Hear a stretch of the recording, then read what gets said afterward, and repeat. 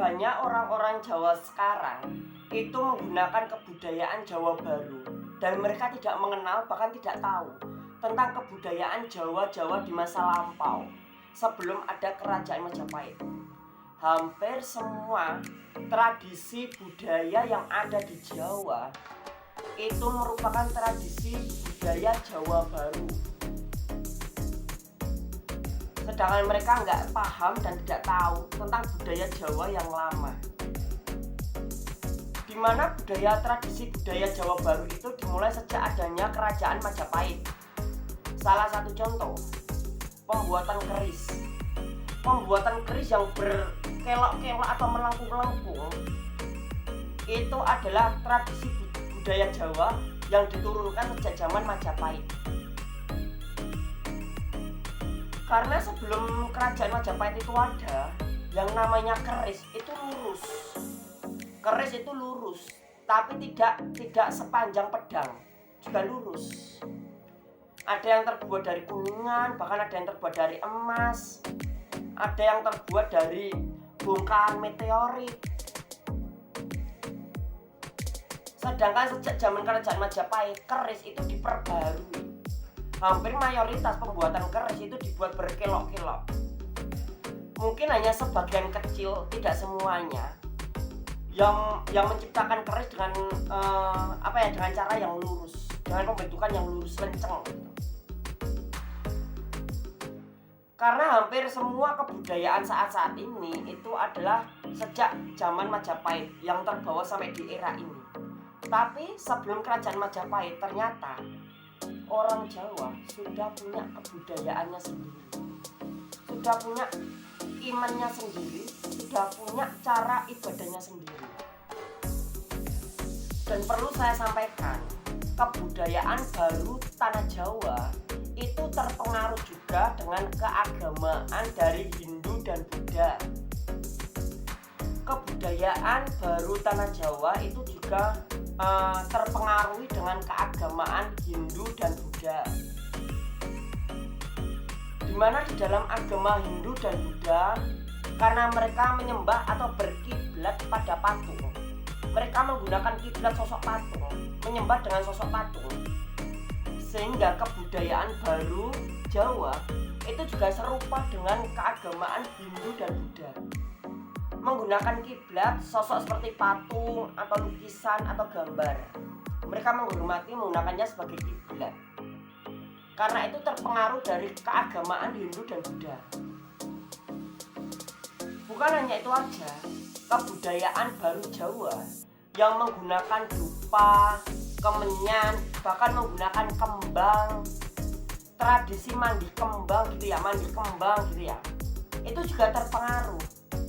Itu bercampur terpengaruh dengan keagamaan Hindu Buddha yang berkembang di saat-saat itu, yang terbawa sampai zaman ini, di masa kini, di mana orang Hindu maupun orang Buddha itu kalau datang beribadah, mereka menggunakan perantara dupa yang harum, mereka menggunakan perantara bunga sebagai perantara peribadahan. Kadang ada juga yang menggunakan kemenyan gitu ya. Itu adalah tradisi keimanan mereka di dalam Hindu dan Buddha. Yang mana ketika agama Hindu dan Buddha itu masuk ke Jawa, tradisi Jawa itu bercampur dengan keagamaan. Sehingga tradisi Jawa juga ada yang menggunakan kembang, ada yang menggunakan dupa, ada yang menggunakan kemenyan. Dan itu sudah menjadi popularitas bagi orang Jawa. Tapi orang Jawa nggak tahu nih, apa mungkin sih asal orang Jawa tiba-tiba pakai dupa, tiba-tiba pakai kemenyan, pakai kembang gitu ya. Dari mana itu semua? Itu adalah campuran antara tradisi budayanya yang lama dikembangkan dengan agama. Hampir semuanya itu bercampur dengan keagamaan. Dan perlu saya kasih tahu sekilas saja mengenai keagamaan Jawa. Kejawen yang murni, orang Jawa yang tahu kejawen gitu ya, yang murni ya. Orang Jawa itu kalau ibadah tidak perlu kiblat, tidak perlu patung, tidak perlu bangunan, tidak perlu tanda plus-plus atau min-min atau apa gitu ya. Tidak perlu lukisan-lukisan.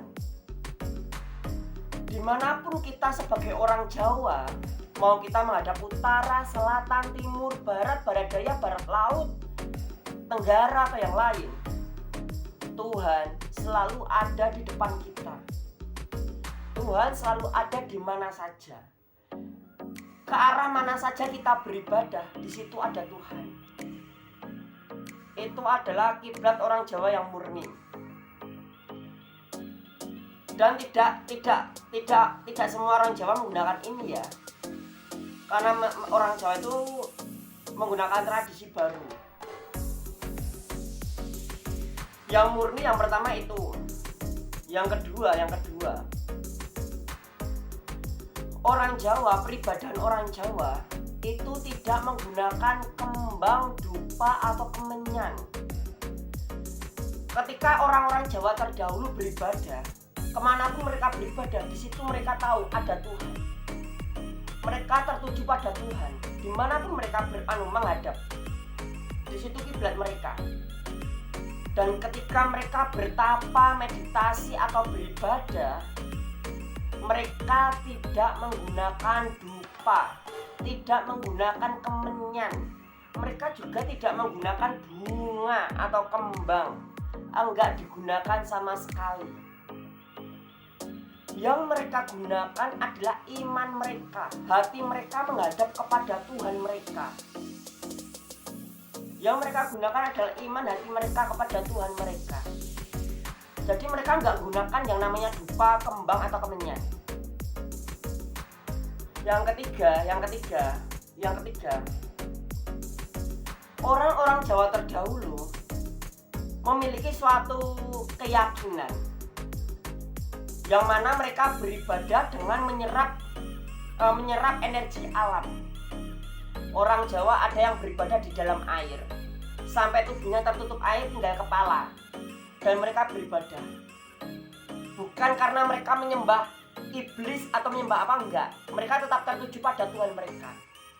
Tapi dengan perantara seperti itu, mereka berusaha menyerap energi alam, menyerap energi air.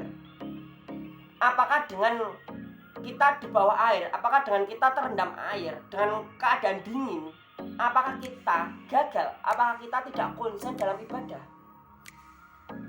Dan orang-orang Jawa terdahulu juga punya cara beribadah.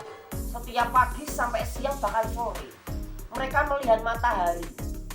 Dari terbit matahari sampai terbenamnya matahari, mereka melihat matahari dan sesekali matanya dipejamkan dan dilihatkan lagi. Mereka beribadah, mereka punya keyakinan. Dan mereka beribadah dengan menyerap energi matahari. Dengan menyerap energi matahari itu akan mempertajam penglihatan kita. Jadi orang-orang Jawa murni terdahulu itu nggak pakai dupa, nggak pakai kembang, nggak pakai kemenyan. Yang mereka pakai adalah hati iman mereka dan Tuhan mereka. Itu kilasan video kali ini mengenai tradisi budaya Jawa Baru yang digunakan sampai saat-saat ini.